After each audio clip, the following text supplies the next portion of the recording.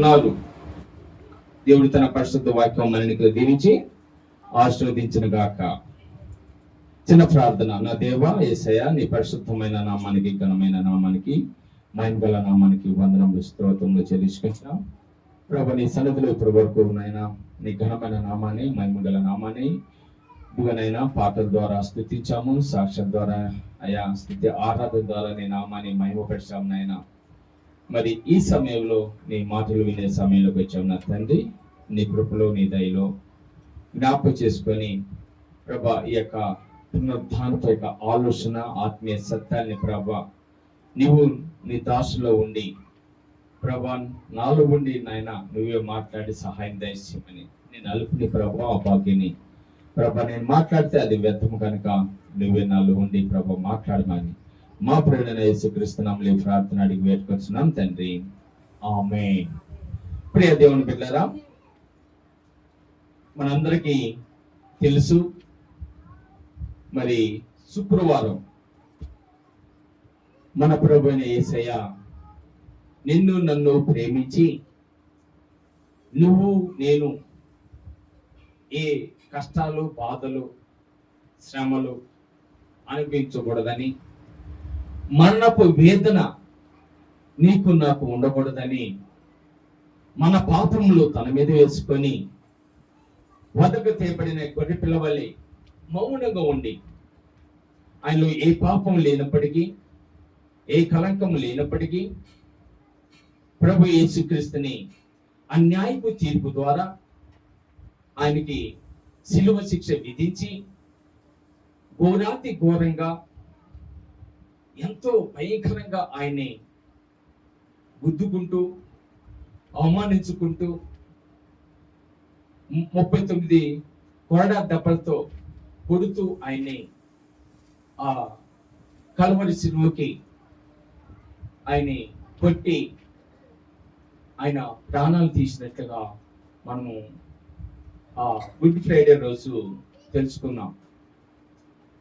యేసుక్రీస్తు సిలువ వేయబడిన తర్వాత, ఆయన మరణించిన తర్వాత కొన్ని సంఘటనలు జరిగినాయి. ఏ సంఘటనలు అంటే, కొంతమంది యేసు ప్రభుకి వ్యతిరేకులు ఉన్న వారు ఇదిగో యేసు ప్రభు జీవించినప్పుడు అనేకులకు చెప్పాడు, నేను మరణించి 3వ దినాన తిరిగి లేస్తాను అని చెప్పాడు. ఈ లోకంలో ఎవరు మరణించి తిరిగి లేవలేదు. చాలా మంది రోమ ప్రభుత్వ గవర్నర్ అయిన పిలాతు దగ్గరికి వెళ్ళారు. వెళ్ళి, అయ్యా యేసయ్య 3వ దినాన సమాధి నుంచి తిరిగి లేస్తాను అని చెప్పాడు కాబట్టి మనము ఆ సమాధిని భద్రపరుచుకుందాం. ఆ సమాధికి ఏం చేయాలి? సీలేయాలి. అంటే ఒకవేళ ఆయన ఎవరైనా అపహరిస్తారేమో, ఆ దేహాన్ని శిశువులు ఎత్తుకుపోతారేమో.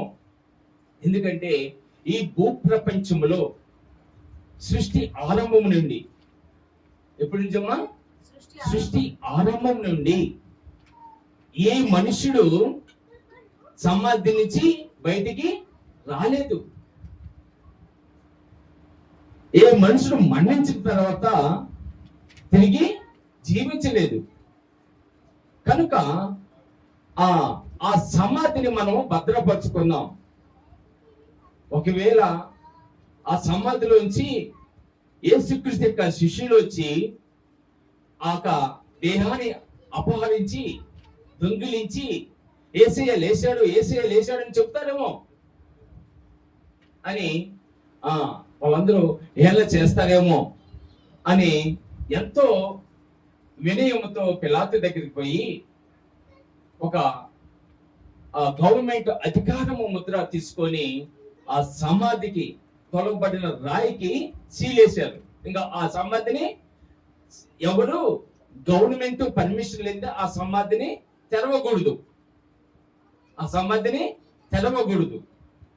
ఆ సీల్ వేయటమే కాదు, ఆ ముద్ర వేయటమే కాదు, ఆ ముద్ర వేసిన తర్వాత మళ్ళీ దానికి కాపలదారుని కూడా పెట్టారండి.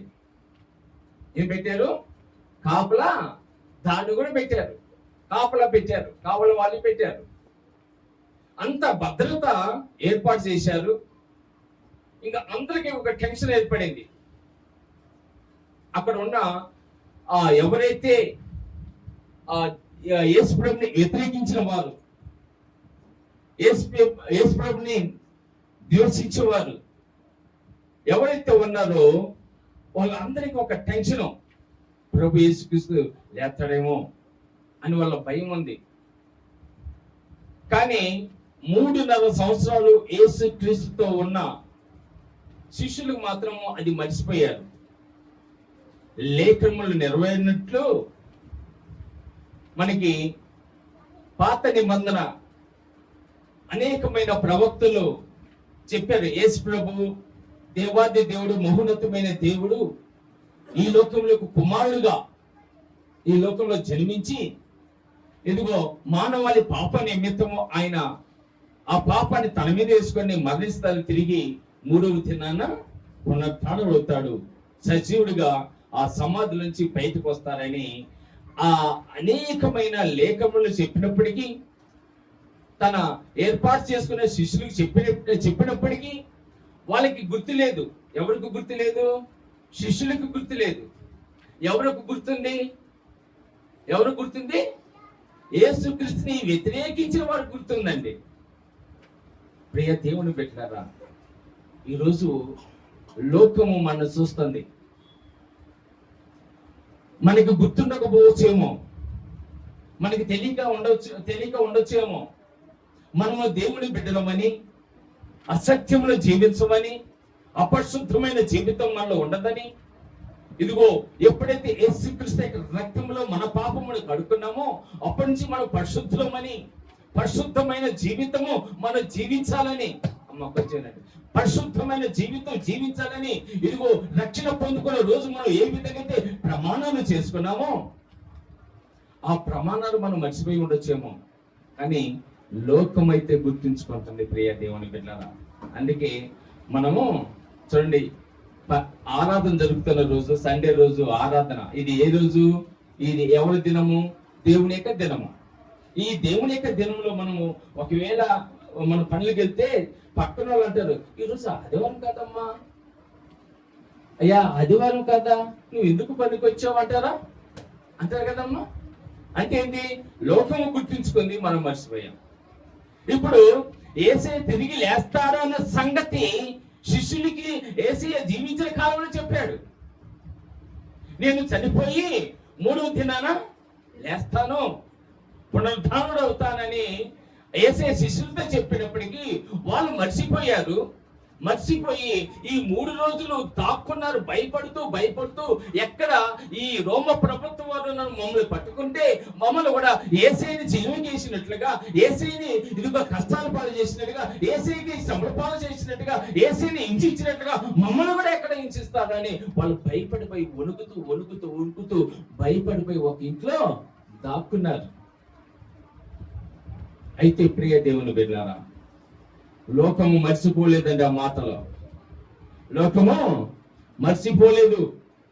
యేసయ్య తిరిగి లేస్తాడేమో, యేసయ్య సమాధి నుంచి తిరిగి లేస్తాడేమో అని ఆ సమాధిని భద్రపరుచుకుంది. చూడండి, లోకం సమాధిని భద్రపరుచుకుంది. లోకము భద్రపరుచుకుంది. కానీ యేసయ్యతో పాటు 3.5 సంవత్సరాలు ఉన్న శిష్యులు మాత్రం మర్చిపోయారు ఆ సంగతిని. ఎంత ఘోరమైన ఆలోచన! ఇదంతా మనకి మత్తయి సువార్త 27వ అధ్యాయము 62వ వచనము. దీని మత్తయి సువార్త చదవండి. అక్కడ మత్తయి సువార్త 27వ అధ్యాయము 62వ వచనం చదవండమ్మా. మరునాడు అంటే మరునాడు అంటే ఎప్పుడమ్మా? నింట దినాన. యేసయ్య శుక్రవారం మరణించారు, నింట దినం జరిగిన సంఘటన ఇది. మరునాడు అనగా సిద్ధపరచు దినమున మరుసటి దినమున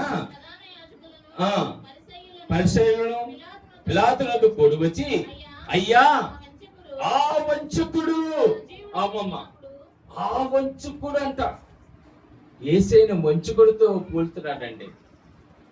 ఎంత ఘోరమైన పరిస్థితి అండి ఇది. ఎవరికి వంచన చేశాడమ్మా యేసయ్య? ఎవరిని మోసం చేశాడమ్మా యేసయ్య? ఆయన అనేకులు రోగపీడితులు బాగు చేశాడే యేసయ్య. అనేక మంది వేదనతో ఉన్న వాళ్ళని ఓదార్చాడే యేసయ్య. అనేక మంది బాధపడుతున్న వారికి దేవుడు తోడుగా ఉండి సహాయం చేశాడే యేసయ్య. అందుకు వచ్చి కూడా ఆకలి లేని వాళ్ళకి ఆకలిని తీర్చాడు, రోగపీడితుల్ని బాగు చేశాడు, చూపు లేని వాళ్ళకి చూపునిచ్చాడు, కాళ్ళు లేని వాళ్ళకి కాళ్ళు ఇచ్చాడు, కుష్ఠ రోగుల్ని బాగు చేశాడు. ఎంతో గొప్ప మంచి దేవుడు. ఆయన ప్రేమ ఎంతో గొప్పది. ఆయన ప్రేమ ఒక్కసారి ఆలోచన చేసుకుంటే, ఈరోజు ఆయన ప్రేమ చేత ప్రేమించబడిన మనము దేవుడి సమస్త విషయంలో మనకు సహాయం దయచేస్తున్నాడమ్మా. దేవుడికి స్తోత్రం. హల్లెలూయా. ఏమంటాడమ్మా? అయ్యా ఆ వంచకుడు సజీవుడై ఉండినప్పుడు 3 దినములైన తర్వాత నేను లేచిదని చెప్పినది మాకు జ్ఞాపకం ఉన్నది. ఎవరికి జ్ఞాపకం ఉందంట? ఎవరికి జ్ఞాపకం ఉంది? యేసయ్యని వ్యతిరేకించే వాళ్ళకి జ్ఞాపకం ఉంది, కానీ యేసయ్యతో పాటు 3.5 సంవత్సరాలు ఆత్మీయ ఎదిగిన బిడ్డలకు జ్ఞాపకం లేదంటే. ఈ లోక ప్రియ దేవుని బిడ్డలారా, నిన్ను నన్ను ఇదిగో వాళ్ళు గుర్తెరుగుతున్నారు. ఈ లోకము నీ జీవితము ఏ విధంగా ఉంటుంది లోకానికి చూస్తున్నారు, లోకము చూస్తుంది. నీకు నాకు అర్థం కాకపోవచ్చేమో, కానీ మనకంటే మన జీవితాలకు మనకంటే కూడా లోకానికి తెలిసిపోతుంది ముందుగా మనం ఎంత విశ్వాసులమో, ఎంత నమ్మకస్తులమో. ఇక్కడ కూడా ఏమంటున్నాడు? చెప్పినది మాకు జ్ఞాపకం ఉన్నది కాబట్టి 3వ దినం వరకు సమాధిని భద్రము చేయము. 3వ దినం వరకు, 3వ దినం వరకు, ఈ రోజు వరకు సమాధిని భద్ర చేయి నాజ్ఞాపించు అని శిష్యులు వచ్చి వారిని ఎత్తుకొని పోయి ఆయన మృతుల నుండి లేచినని ప్రజలు చెప్తారేమో. అప్పుడు మొదటి వంచన కంటే కడపడం వంచన మరీ చెడ్డది ఇనునని చెప్పి, అందుకు పిలాతు కావలి వారున్నారు కదా, మీరు వెళ్ళి మీ చేతనైన మట్టుకు సమాధిని భద్రం చేయడని వారితో చెప్పిన వారు వెళ్ళి కావలి వారిని కూడా ఉంచుకొని రాతికి ముద్ర వేసి సమాధిని భద్రం చేశారు, బంధించారు. సమాధిలో వచ్చి ఎత్త పరిస్థితిలో యేసయ్య ఒకవేళ రాకూడదు బయటికి, ఒకవేళ వాళ్ళ యొక్క ఉద్దేశం ప్రకారంగా తన శిష్యులు వచ్చి అపహరించి ఆ యొక్క దేహాన్ని తీసుకొని దాచిపెట్టేసి యేసయ్య లేచాడు అని చెప్తారేమో. అది జరగకూడదు, అది జరగకూడదు. కానీ వాళ్ళు అనుకున్నట్లుగా జరగలేదు. అక్కడ వాళ్ళు సీలేసిన ముద్ర ఆగలేదు. అక్కడ దేవునికి స్తోత్రం. హల్లెలూయా. వాళ్ళు బంధించిన ఆ యొక్క సిలువ యొక్క ముద్ర ఏమైంది?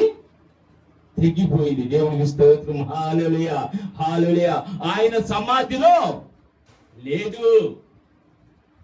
ఇంకా తర్వాత ఉదయకాలం కొంతమంది ఆ స్త్రీతో మగ్ధులైన మధ్య కూడా ఉండి సుగంధ ద్రవ్యాలు పెట్టుకొని సమాధి దగ్గరికి వచ్చారు. స్త్రీలు వాళ్ళు చాలా మంచివాళ్ళండి. అందుకే ఆరాధనలు ఎక్కువగా స్త్రీలు అయిన వారే ఉంటారు. వాళ్ళే చాలా పాటల్లో ముందుంటారు, వాక్యంలో ముందుంటారు. ఎందుకు? మగవాళ్ళు ఎందుకు ఉండరు?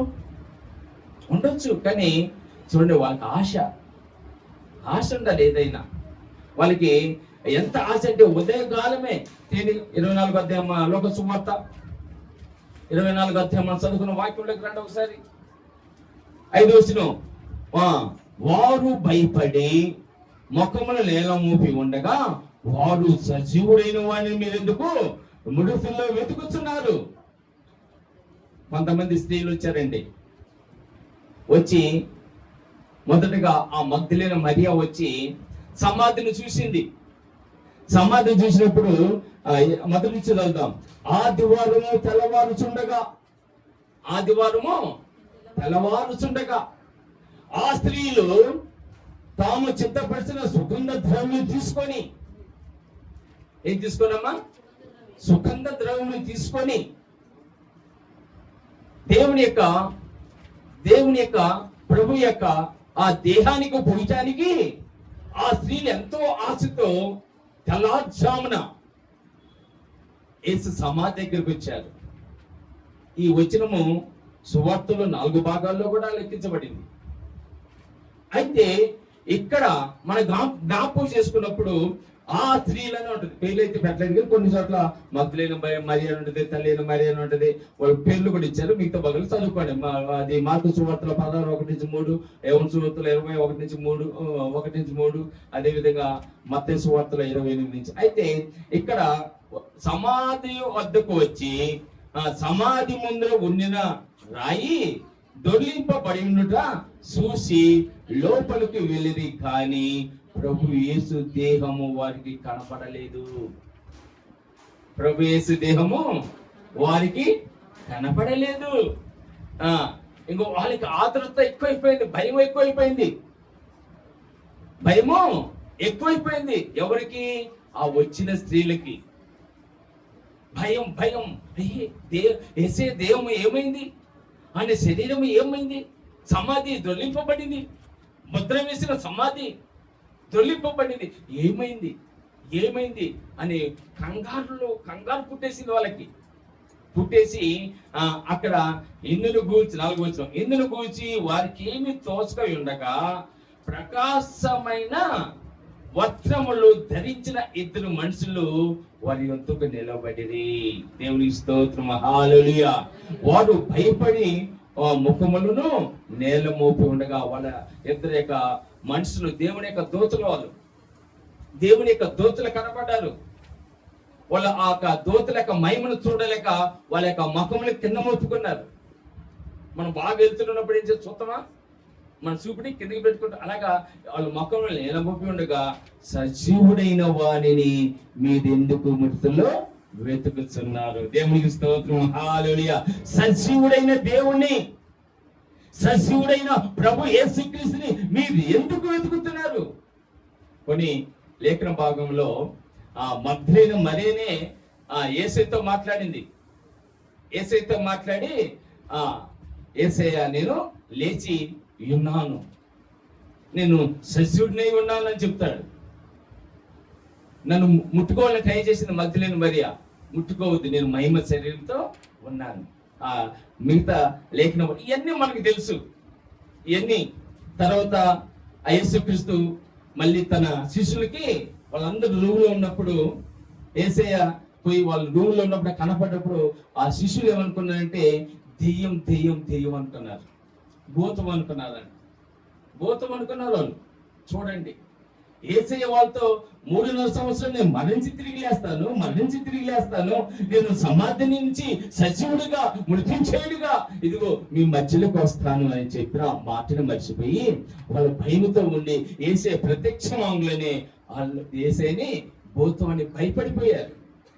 తర్వాత కొంతమంది ఎమ్ఐఆర్ మార్గంలో ఆయన ఇతరులకి కనపడి ఆ సంఘటనలు జ్ఞాపకం చేసుకున్నారు. వాళ్ళతో మళ్ళీ సావంత భోజనం చేశాడు యేసయ్య. వాళ్ళ మనోనేత్రంలో ఉన్నప్పుడు చూడలేకపోయారు యేసయ్యని. ఇవన్నీ మనకి తెలుసు ప్రియ దేవుని బిడ్డలారా. ఇవన్నీ మనము ప్రతి సంవత్సరము జ్ఞాపకం చేసుకుంటానే ఉంటాం. ప్రతి సంవత్సరం ఇదే వాక్యాలు, ఇదే సంఘటనలు, అందులో ఉన్న సత్యాలు మనం తెలుసుకుంటున్నాం. అయితే ఈ రోజు ఒక కొత్త ఆలోచన మీకు తెలియజేయాలని నా ఆశ.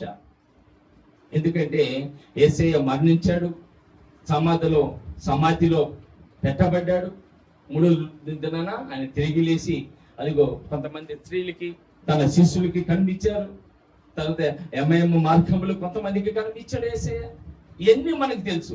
అయితే ఈ రోజు ఒకే ఒక మాట మీద నేను ధ్యానం చేయాలనుకుంటున్నాను. అదే మనం చదువుకున్న లోక సువార్త 24వ అధ్యాయము, లోక సువార్త 24వ అధ్యాయము 5వ వచనము.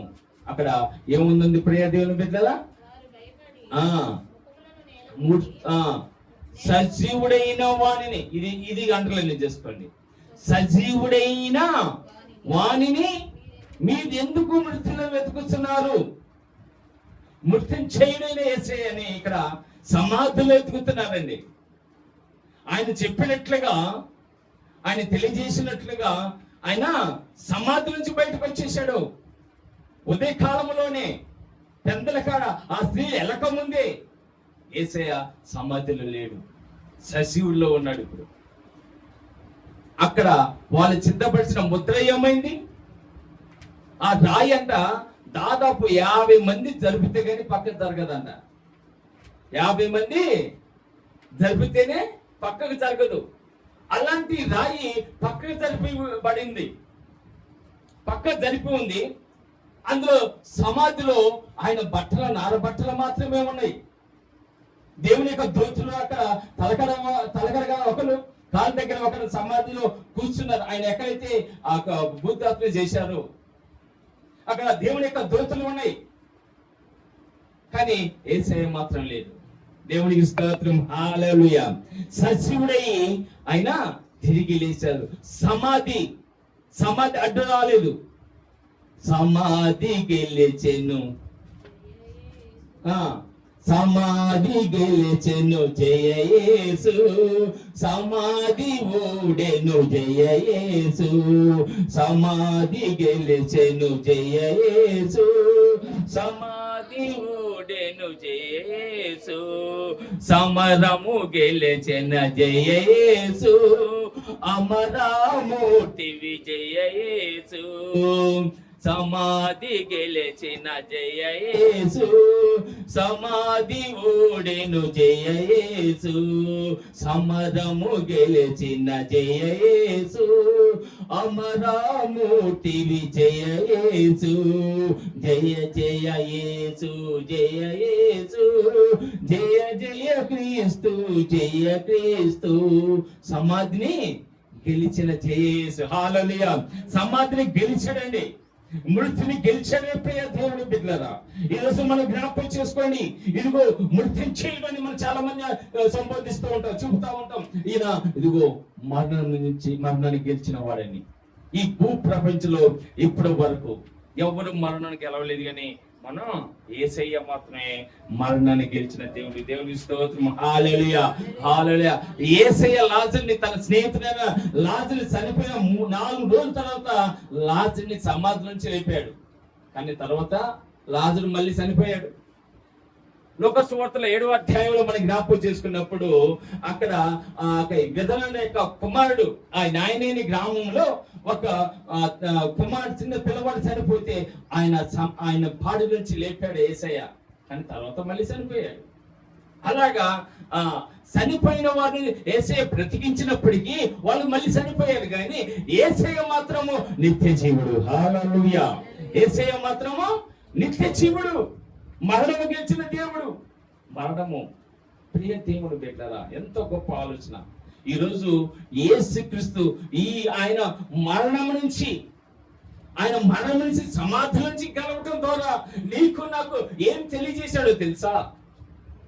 నీకు నాకు ఇదిగో ఆత్మ స్వరూపమైన దేవుడు నీతో నాతో ఏం మాట్లాడుతున్నావు తెలుసా? ఈరోజు ఆయన సమాధిని గెలవటం ద్వారా. అందుకే అపొస్తలుడైన పౌలు కొరింథీయులకు రాసిన మొదటి పత్రిక 10వ అధ్యాయము 55వ వచనంలో, ఓ మరణమా నీ విజయం ఎక్కడ? ఓ మరణమా నీ ముళ్ళు ఎక్కడ? మరణం యొక్క ముళ్ళుని విడిచిన దేవుడు మన ప్రభువైన యేసయ్య. హల్లెలూయా, హల్లెలూయా. మరణం యొక్క మరణాన్ని జయించిన దేవుడు మన దేవుడు అండి. అందుకే ప్రియ దేవుని బిడ్డలారా, అపొస్తల కార్యములు 2వ అధ్యాయంలో 26వ వచనంలో ఇదిగో చక్కగా అపొస్తలుడైన పౌలు చెప్తున్నాడు. ఏమని? మరణము ఆయనను బంధించి ఉంచట అసాధ్యము. మరణము ఆయనను బంధించి, అమ్మా ఏమైంది కొంచెం డిస్టర్బ్ కాకుండా, మరణము ఆయనను బంధించుట అసాధ్యము. అర్థమవుతుందా? మరణము ఆయన బంధించగలిగిందా? సమాధి ఆయన బంధించగలిగిందా? ఆ సమాధి ఆయన బంధించలేకపోయింది. ఈరోజు ఆ సమాధి నుంచి ఆయన సజీవుడిగా తిరిగి లేచాడు. దేవునికి స్తోత్రం, హల్లెలూయా.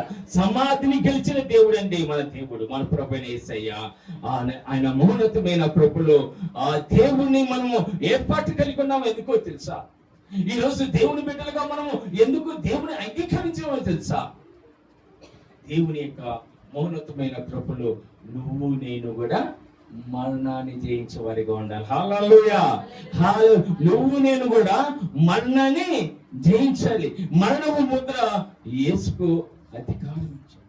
చూడండి ప్రియ దేవుని బిడ్డలారా, ఆ చివరి మాటలో గుడ్ ప్రేయర్ రోజు యేసయ్య పలికిన మాట, చివరి మాట ఏంటి? నా ఆత్మను నీ చేతికి నా ఆత్మను అప్పగించుతున్నాను. నీ చేతికి, ఎవరి చేతికి? ఎవరి చేతికి? తండ్రి అయిన దేవుడి చేతికి. ఎందుకంటే ఆయన మళ్ళీ తీసుకోవటానికి అధికారం యేసయ్యకు ఉంది. ఈ రోజు అధికారం చేత యేసయ్య తన ప్రాణాన్ని తీసుకున్నాడు, తన ఆత్మను మళ్ళీ తీసుకున్నాడు. ప్రియ దేవుని బిడ్డలారా, ఎంత చక్కటి ఆలోచన మనం ఎరుగుతున్నాం తెలుసా? అందుకే యోహాను సువార్తలో 10వ అధ్యాయంలో 10వ వచనంలో నేను దాన్ని మరలా తీసుకున్నట్లు నా ప్రాణము పెట్టుచున్నాను. నేను దాన్ని మరలా తీసుకున్నట్టు. ఎంత గొప్ప ఆలోచన అండి. బ్యాంకులో మన డబ్బులు పెట్టుకొని మన ఇష్టం వచ్చినప్పుడు తీసుకున్నట్లుగా యేసయ్య కూడా తన ప్రాణము పెట్టి ఇదిగో తండ్రికి అప్పచెప్పి తన ఆత్మను మరలా యేసయ్య ఆత్మ పొందుకున్నాడు. ఈ రోజు దేవునికి స్తోత్రం, హల్లెలూయా. దేవుడు యేసయ్య తన ప్రాణాన్ని ఆయన మత్తయి సువార్తలో 28వ అధ్యాయంలో 6వ వచనంలో కూడా ఆయన అంటాడు, ఆయన ఇక్కడ లేడు, ఆయన ఇక్కడ లేడు, సమాధిలో లేడు. ఆ ముద్ర ఆయన్ని ఆపలేదు. ఆ సీల్, ఆ బండ ఏదైతే ఉందో అది ఆయనకి ఆపలేదు. ఇప్పుడు యేసయ్య అనుకుంటే యేసుప్రభు అనుకుంటే ఆ సమాధి రాయి అలాగే ఉంచబడి, ఆ సీల్ అలాగే ఉంచబడి, ఆ సమాధిలోంచి లేచి రాగలరు. అవునే కదా? చాలా మంది ఉన్నట్టు కనబడతారు కదా, కనబడొచ్చు, కానీ ప్రూఫ్ ఏంటి? అందుకే యేసయ్య ఆ సమాధి రాయిని పక్కన జరిపారు. ఆ ముద్ర తెగిపోయింది. యేసయ్య బయటకు వచ్చాడు. చూసిన వాళ్ళకి అక్కడ ఆయన దేహము కనిపించట్లేదు, ఆయన దేహము కనిపించట్లేదు. ఆయన వేసిన అప్పుడు చనిపోయినప్పుడు వేసిన బట్టలు మాత్రమే కనపడ్డాయి, కానీ ఆయన దేహం మహిమ శరీరంతో ఆయన లేచాడు. ప్రియ దేవుని బిడ్డలారా, దేవుని స్తోత్రం, హల్లెలూయా. ఆయన యేసుక్రీస్తు మరణించి తిరిగి లేవటం ద్వారా ఈ రోజు నువ్వు నేను ఏ సందేశము కలిగి ఉన్నామో చెప్పండి. యేసు ప్రభు ఏ సందేశం తెలియజేస్తున్నాడు ఈరోజు మనతో అంటే, యేసుక్రీస్తు ఆయన మొదటి మరణము ప్రతి ఒక్కరికి ఉంటది. ప్రతి ఒక్కరికి ఆ మరణం ఉంటది. మానవులుగా పుట్టిన ప్రతి మానవుడు ఆ మరణము తప్పదు. కానీ అస్సలైన మరణం ఎందుకు తెలుసా? రెండవ మరణము. ఆ మరణము నీకు నాకు ఉండకూడదని ఇక్కడ ఆ మరణము నుంచి యేసయ్య సజీవుడిగా లేచాడని ఒక గుర్తుగా ఆయన మనకి ఆత్మీయంగా తెలియజేస్తున్నాడు. ప్రియ దేవుని బిడ్డలారా, ఆ మరణము నువ్వు తప్పించబడాలి. ఆ మరణముని కొండకూడదు. ఆ మరణము భయంకరమైన మరణం. అది ఆ భయంకరమైన మరణములో, ఆ నరక అగ్నిలో, అక్కడ అగ్ని ఆర్తో పురుగు సాగదు. ఆ మరణమును తప్పించబడాలి. యేసుక్రీస్తు ఆయన మరణము జయించడం ద్వారా ఈ రోజు ఈ యొక్క పునరుద్ధానం యొక్క వర్తమానం నీకు నువ్వు ఏమి అన్నారో తెలుసా? యేసయ్య మరణము ఏ విధంగా జయించాడు ఆ విధంగా నాకు మరణము ఉండకూడదు. దేవునికి స్తోత్రం, హల్లెలూయా. ఆ మరణము నీకు నాకు ఉండకూడదు. ఆ మరణము మనకి పొందుకోకూడదు. అది భయంకరమైన మరణము, నరక యాతన నువ్వు ఇక్కడ ఉన్నప్పుడే. అందుకే మనము ఈరోజు ప్రియ దేవుడు బిడ్డరా, మరణం నుండి తప్పించేది ఎవరు? మనం అనుకుంటున్నాము ఈరోజు యేసుక్రీస్తు నామములో రక్షణ పొందుకున్న ప్రతి ఒక్కరు మనము నిత్య జీవులోకి వెళ్తాం అనుకుంటాము. నిత్య జీవం, మరణము, బాప్తిసం తీసుకున్న ప్రతి ఒక్కరు, యేసుక్రీస్తుని నమ్ముకున్న ప్రతి ఒక్కరు ఆ నిత్య జీవంలో ఉండరండి.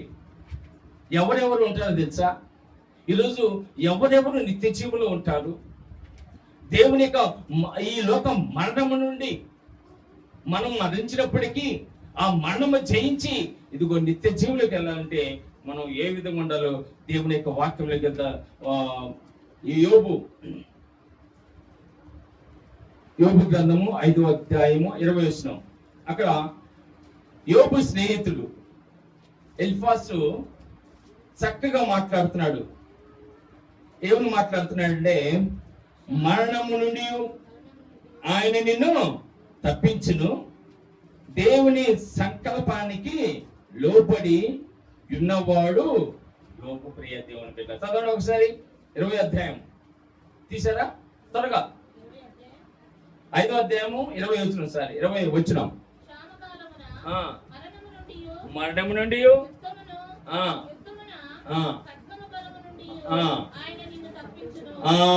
మరణము నుండి ఆయన నిన్ను తప్పించును. దేవుని స్తోత్రం, హల్లెలూయా.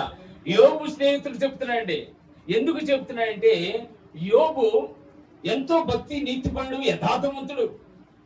ఊచు దేశంలోనే ఒక గొప్ప ధనవంతుడు ఆయన యోబు. ధనం ఉన్నప్పటికీ, సంపద ఉన్నప్పటికీ, ఆయనకి మంచి మంచి ఇదిగో ఆస్తి ఉన్నప్పటికీ ఆయన భక్తిలో మాత్రము చాలా గొప్పవాడు.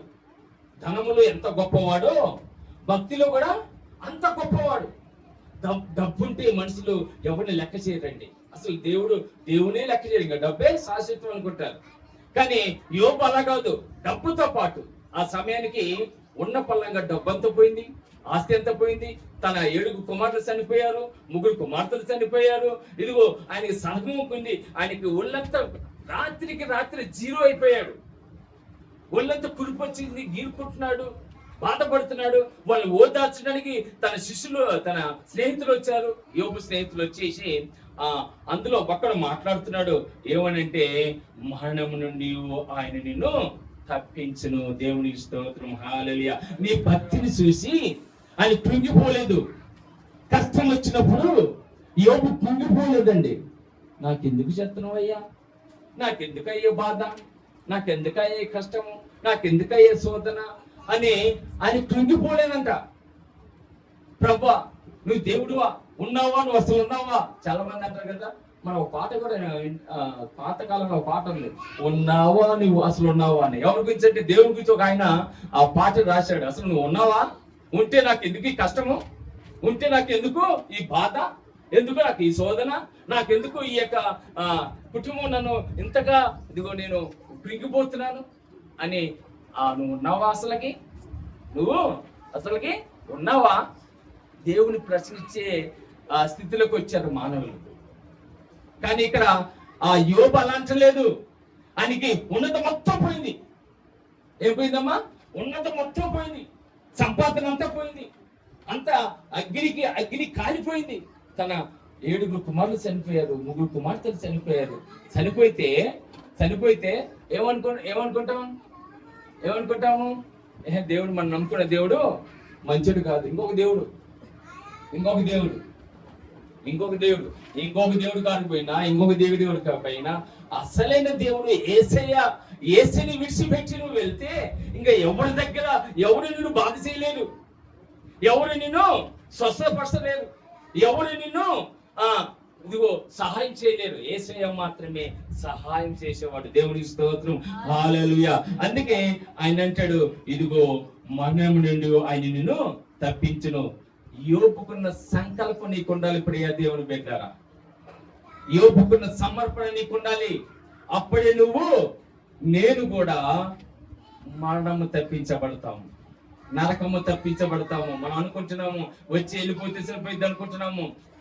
దేవునికి సాక్షిగా సంకల్పంగా నీ కష్టం వచ్చినా కానీ దేవుని వైపు చూడు, యేసయ్య వైపు చూడు. నువ్వు దేవుని వైపు చూసి, దేవా నా సహాయకుడా, నువ్వు తప్ప నాకు వేరే వాడు లేడు సహాయం చేసేవాళ్ళు, నువ్వే నా దేవుడివి, నా పక్షంగా వర్షమాడబడి నువ్వే, నా తండ్రి అయిన దేవుడు నువ్వే. యేసయ్యా నాకు సహాయం చేయి అంటే యేసయ్యా సహాయం చేస్తాడు. దేవుని స్తోత్రం, హల్లెలూయా. అంతేకాదు ప్రియ దేవుని బిడ్డలారా, ఇక్కడ మనము దేవునికి మనము కృతజ్ఞతలుగా నిలబడాలండి. మన కృతజ్ఞత కలిగి ఉండాలి.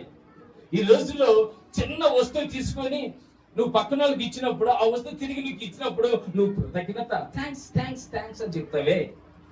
మరి దేవునికి నువ్వు ఎంత కృతజ్ఞతగా ఉండాలి? నువ్వు తల్లి గర్భంలో రూపింపబడక ముందే దేవుడు నేను గుర్తెరిగాడు. దేవుని స్తోత్రం, హల్లెలూయా. దేవుడు నేను గుర్తెరిగాడు. నువ్వు తన బిడ్డగా జీవించడానికి, తన కుమారుడిగా తన కుమార్తెగా జీవించడానికి దేవుడు నిన్ను మొదటిగానే తల్లి గర్భంలో ఉన్నప్పుడే నిన్ను గుర్తెరిగాడు. ఈ ఓడాలంలోని అనేక మంది ఉన్నప్పటికీ నువ్వెందుకు దేవుడి దగ్గరికి వచ్చావంటే దేవుడు నిన్ను ఏర్పాటు చేసుకున్నాడు. హల్లెలూయా, హల్లెలూయా. నిత్య జీవానికి ఏర్పాటు చేసుకున్నాడు. అందుకే కృతజ్ఞుడిగా జీవించాలి. దావీదు కీర్తన 56వ అధ్యాయం 10 దేవా నువ్వు మరణముల నుండి నా ప్రాణమును తప్పించున్నావు. ఏమంటాడు దావీదు? ఏమంటాడు? మరణము నుండి మనం రక్షణ పొందుకున్నప్పుడే, యేసుక్రీస్తు యొక్క రక్తంలో కడగబడినప్పుడే, యేసుక్రీస్తును అంగీకరించినప్పుడే దేవునికి కృతజ్ఞత. దేవా నా మరణము తప్పించి ఉన్నావు. అప్పుడే నువ్వు గుర్తెరగాలి. అసలు గుర్తుందా? మనకు గుర్తుంటుందా? మనము మరణము తప్పించబడడానికి యేసయ్య దగ్గరికి వచ్చాము. అంతేగాని మనకి లోక సంబంధమైన కోరికల కొరకు కాదండి. కోరికలు ఉంటాయి, ఇస్తాడు దేవుడు. కానీ ప్రధానమైన ఆలోచన మరణము నుండి నా ప్రాణమును తప్పించున్నావు. నేను జీవపు వెలుగులో దేవుని సన్నిధిలో ఉండేదను. జారిపడకుండా నా పాదములను తప్పించి ఉన్నావు. దేవుని స్తోత్రం, హల్లెలూయా. అందుకే ఆయన అంటాడు మరణం గురించి చక్కగా వివరిస్తారండి. దావీదు కీర్తన 30వ అధ్యాయం 3వ వచనంలో పాతాళములో నుండి నా ప్రాణమును లేవతీసితివి. అమ్మా ఏమంటున్నాడు దావీదు? పాతాళములో నుండి. పాతాళం అంటే నరకము. కొంచెం కంట్రోల్ చేయండి. అయిపోయింది. పాతాళం అంటే ఏంటమ్మా? నరకము. ఆ నరకములో నుండి నన్ను తప్పించావయ్యా. దేవుని స్తోత్రం. ఎందుకంటే ఆ నరకమును గెలిచిన దేవుడు నువ్వే, ఆ మరణాన్ని గెలిచిన దేవుడు నువ్వే, ఆ సమాధిని గెలిచిన దేవుడు నువ్వే. కనుక నేను కూడా ఆ మరణము నుండి తప్పించబడి ఉన్నాను. దేవునికి స్తోత్రం, హల్లెలూయా, హల్లెలూయా. అదే కీర్తనకారుడు 86వ అధ్యాయంలో 10వ వచనంలో పాతాళపు అగాధము నుండి నా ప్రాణము తప్పించి ఉన్నావు. పాతాళపు అగాధము నుండి నా ప్రాణము. ఆయన కృతజ్ఞత. నన్ను ఇదిగో ఆ మరణము, ఆ వేదనకరమైన ఆ స్థలంలో లేకుండా, ఆ నరకంలో నన్ను అప్పచెప్పకుండా ఆ మరణమును జయించడానికి, ఆ మరణం నుండి నన్ను కాపాడవడా తండ్రి అని ఇదిగో నన్ను బ్రతికించావు నాయనా. నేను గోతులోనికి దిగకుండా నువ్వు నన్ను బ్రతికించితివి అంటాడు. దేవుని స్తోత్రం, హల్లెలూయా. దేవుడు యోహాను సువార్తలో 11:9 కూడా వెలుగులో ఉన్నవానికి మరణము లేదు. వెలుగులో ఉన్నవారికి. ఇప్పుడు మనం ఎక్కడున్నాం? వెలుగులో ఉన్నాం. వెలుగంటే ఎవరు? యేసయ్య. దేవుని స్తోత్రం. వెలుగు దేవుడండి.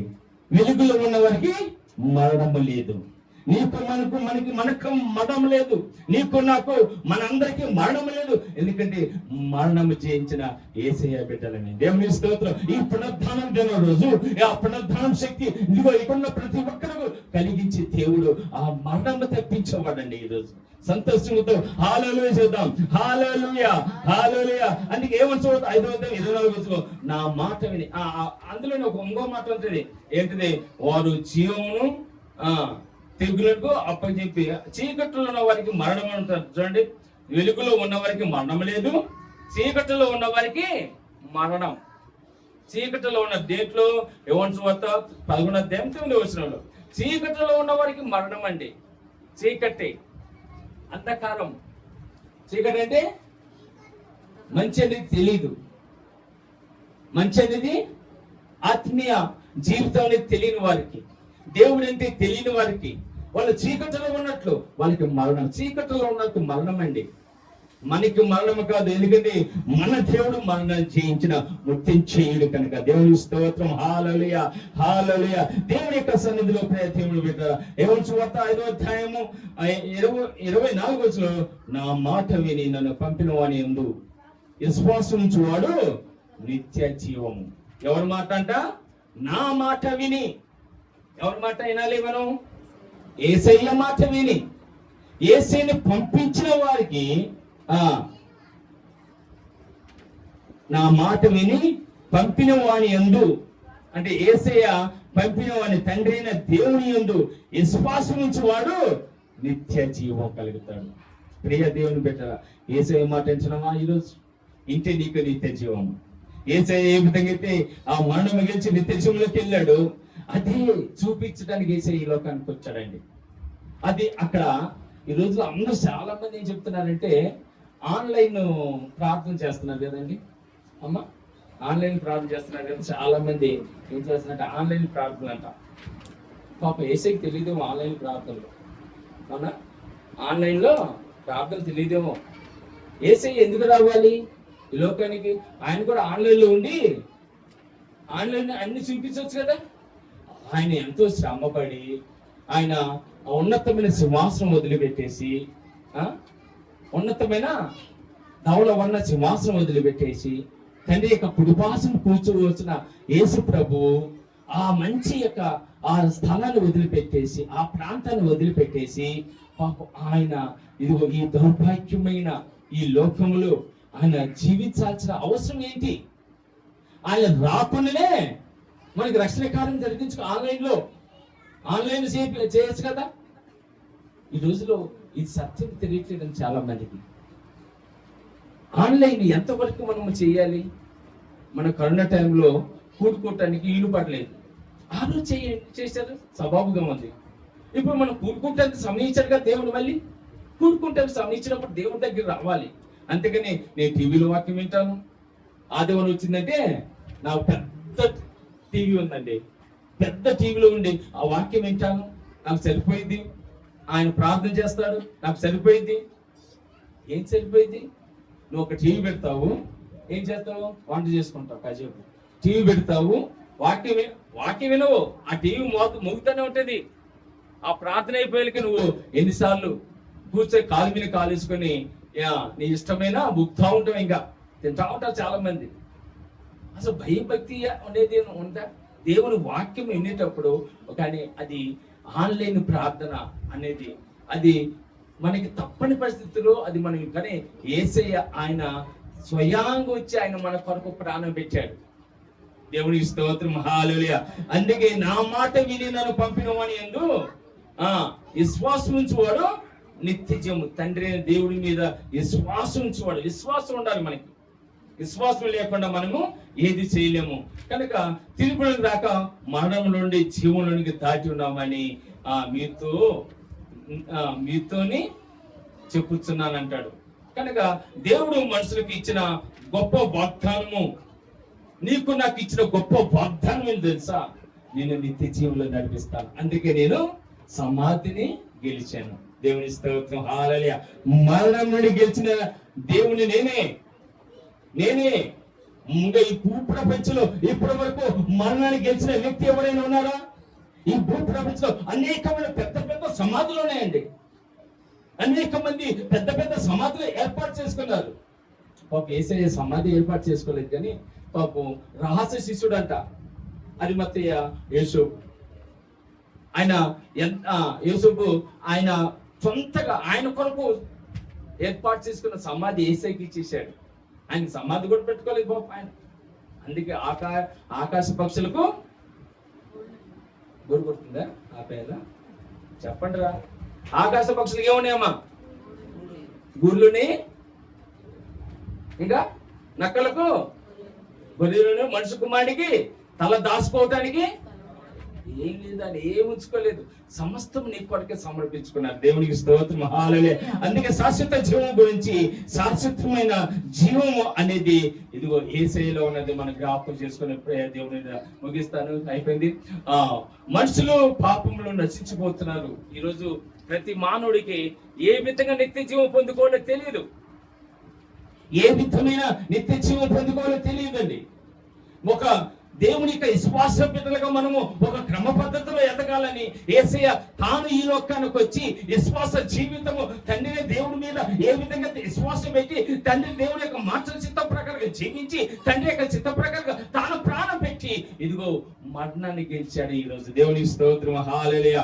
మనుషులు పాపంలో నశించిపోతున్నారు. మనుషులు వాళ్ళకి నిత్య జీవం ఇవ్వాలి, వాళ్ళకి ఇదిగో మరణాన్ని లేకుండా చేయాలి, ఆ మరణము ముళ్ళుని ఆయన విడిసేయాలి అనే ఆశతో. అందుకే సాతానుడు అంట ఆ రోజు యేసేని సిలువేసేటప్పుడు యేసే పక్కనే ఉన్నాడంట. ఎవరు? సాతాను, నల్లుడు, ఎవడు కనపడ్డాడు, యేసే పక్కనే ఉన్నాడు. పాప యేసయ్య 3 సార్లు పడిపోయినప్పుడు అలా నవ్వుతుందంట. నీ పని అయిపోయిందిలే, ఇంక నువ్వు లేవలేవులే కదా, నీ పని అయిపోయింది.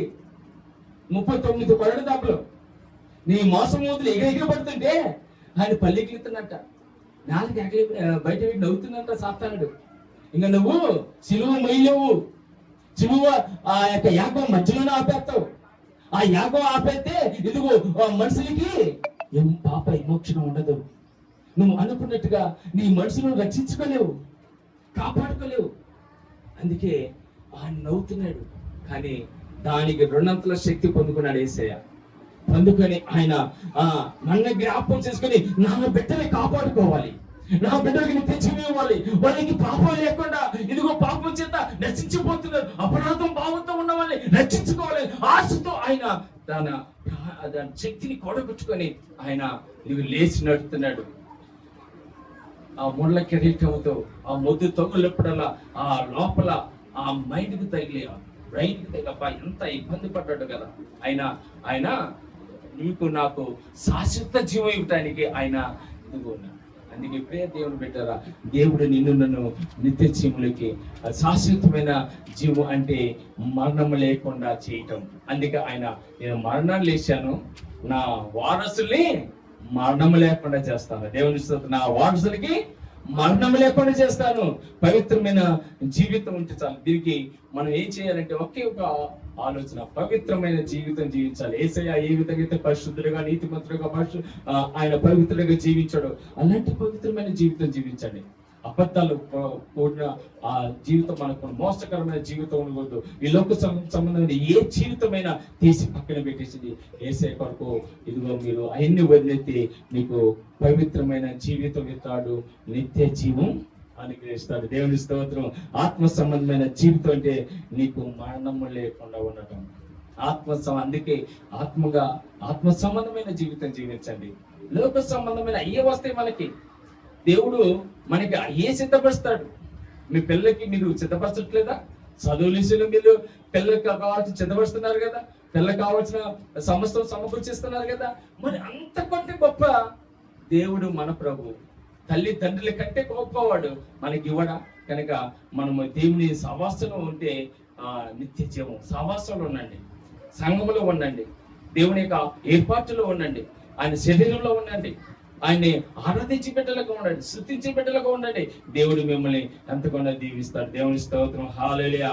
అందులో మనము దేవుని యొక్క వాక్యం ఒక్క మాట చెప్పి నేను ముందుగా ముగిస్తాను. 3వ అధ్యాయము యోహాను సువార్త 3వ అధ్యాయము 16వ వచనం.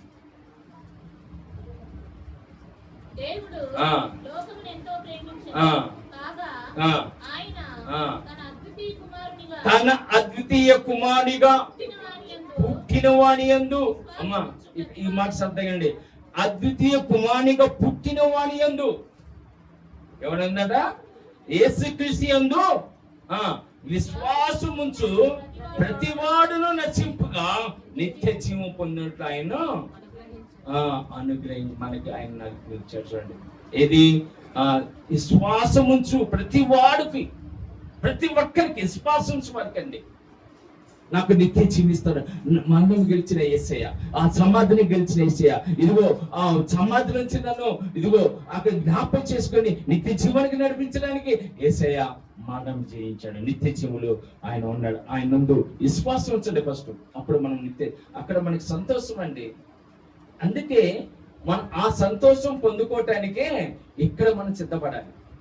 అవునమ్మా, పిల్లలు వచ్చిన మళ్ళీ జూన్ నుంచి ఏమైంది, స్కూళ్ళు కాలేజీలు ప్రారంభమవుతాయి కదా.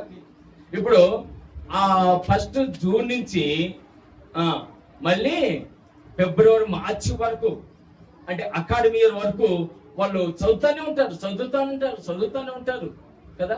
ఎందుకు చదువుతారు? వాళ్ళు రాసి ఎగ్జామ్స్ వరకు. ఆ ఎగ్జామ్ రాస్తే ఆ ఎగ్జామ్కి ఫలితం ఉంటుంది, నువ్వు చదువుకున్న దానికి ఫలితం ఉంటుంది. ఇప్పుడు నిత్య జీవనం పొందుకోవాలంటే ఈ లోకంలో మన బ్రతుకు జీవితం ఉన్నంత వరకే, ఆ జీవితంలో ఈ లోకంలో ఉన్నంత వరకు దేవునికి భయంకరంగా జీవించండి. అక్కడ నిత్య జీవం అండి. అక్కడ మన సోదరులు ఉండవు, అక్కడ ఆకలి దప్పులు ఉండవండి. మనకి ఇక్కడ ఒంటి మీద కొంచెమైనా బంగారం ఉండకపోవచ్చేమో, కానీ దేవుడు నిన్ను బంగారుపు వీధులు నడిపిస్తా ఉన్నాడు. దేవుని స్తోత్రం, హల్లెలూయా. బంగారుపు వీధులు, ఎంత గొప్ప ఆలోచన. నీకు ఇక్కడ ఇల్లు లేకుండా ఉండొచ్చేమో, ఆయన అంటాడు నేను వెలుచున్నాను మీకు ఇల్లు సిద్ధపరచడానికి. మన కొరకు ఇల్లు సిద్ధపరచాడండి. ఇదిగో ఈ యొక్క గృహము ఈల కోసం, ఈ గృహము ఈల కోసం అని సిద్ధపరిచాడు. ఇప్పుడు ఆ గృహమును పొందుకోవటానికి ఇదిగో యేసుని విశ్వసిస్తున్నావా, నమ్ముకుంటున్నావా? ఇసుక అనేది యూదలాగే అమ్ముకుంటున్నావా? అమ్ముకున్నారు అన్నోళ్ళు ఎవరిని? అమ్ముకున్నారు కదా. యేసుని కూడా అమ్ముకున్నాడు కదా. మనం కూడా అమ్ముకునే వారికి ఉండకూడదండి, విశ్వసించే వారికి ఉండాలి, నమ్ముకునే వారికి ఉండాలి. దేవుని స్తోత్రం, హల్లెలూయా. అందుకే పునరుత్థానమును జీవమును నేనే, నా యందు విశ్వసించువాడు చనిపోయినను బ్రతుకును, చనిపోయినను బ్రతుకును. దేవునందు విశ్వాసం ఉంచాలి ప్రియ దేవుడు. అప్పుడే దేవుడు మిమ్మల్ని జీవింపజేస్తాడు. ఈరోజు యేసయ్య మరణం ఎందుకు గెలిచాడు? ఎవరి కోసం గెలిచాడు? మన కొరకే, మనం నిత్య జీవంలో ఉండటానికి. యేసయ్య ముందుగానే లేచాడు. దేవుని స్తోత్రం, హల్లెలూయా. ఆ విధంగా ఇప్పుడు ప్రతి ఒక్కరు నిత్య జీవంలో ఉండాలి. అది ఎంతో గొప్ప ఆశీర్వాదం అండి, ఎంతో గొప్ప ఆశీర్వాదం. ఈరోజు ప్రియ దేవుని బిడ్డలారా, తర్వాత ఇందాక చెప్పినట్లుగా ఆయన లేచాడు, శిష్యుల దగ్గరికి వెళ్ళాడు, శిష్యులతో ఇదిగో నేను లేచానని చెప్పుకున్నాడు. మరి అమ్మాయి మార్గంలో వాళ్ళతో కూడా సావంత భోజనం చేశాడు. వాళ్ళు ఆత్మీయ నేత్రాలు తెరబడి యేసుని చూశారు. ఈరోజు నువ్వు కూడా ఈ యొక్క పునరుత్థానం దినం రోజు ఆ పునరుత్థానం జీవము నీకు నాకు ఉండాలని యేసయ్య మరణం గెలిచాడు. అది ఈ రోజు యొక్క ఉద్దేశం ప్రియ దేవుని బిడ్డలారా. ఇది మర్చిపోకుండా మనం ఈ యొక్క వాక్యాన్ని నెమ్మదించుకుంటూ జ్ఞాపకం చేసుకుంటూ నిత్య జీవులో ఉండాలని ప్రతి ఒక్కరిని కోరుకుంటూ విశ్వాసంగా దేవుళ్ళు బలపరుస్తూ దేవుని సంకల్పం ద్వారా ఆ మరణము ఆ వేదన లేకుండా జీవించాలని కోరుకుంటూ ఈ మాటలు ముగిస్తున్న కొద్ది మాటలు దేవుని దీవించి ఆశీర్వదించిన గాక ఆమె. చిన్న ప్రార్థన అందరికన్నా చూసినట్టయితే ఎవరికి వాళ్ళు కొంత సమయం ప్రభా ఈరోజు గొప్ప సత్యంలో ప్రభా మేము జీవించాలని ఇదిగో తండ్రి నీ నామములో